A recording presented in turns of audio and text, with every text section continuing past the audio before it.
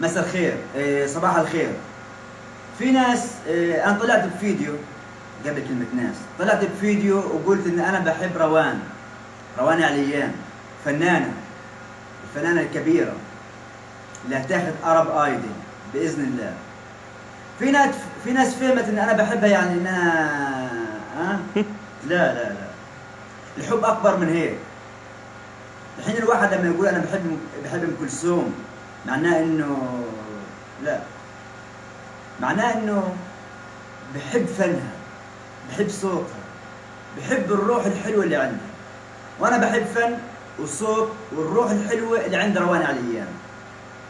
انا برد على كل واحد من اعداء النجاح اللي بيقولوا عيب. احنا اكبر من هيك، وانا اكبر من هيك.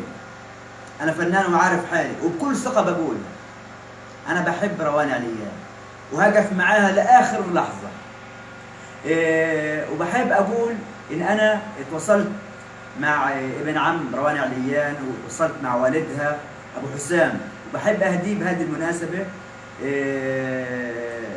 واقول له ان انا بحبك يا ابو حسام، وقف مع بنتك بكل فخر. وكل آل عليان يقفوا مع روان عليان بكل فخر، لأنها فخر لكل غزة، واجهة غزة. وبحب أقول مفاجأة عظمى، مفاجأة كبرى، إنه عادل المشوخي يهدي أغنية الكرتونة لروان عليان.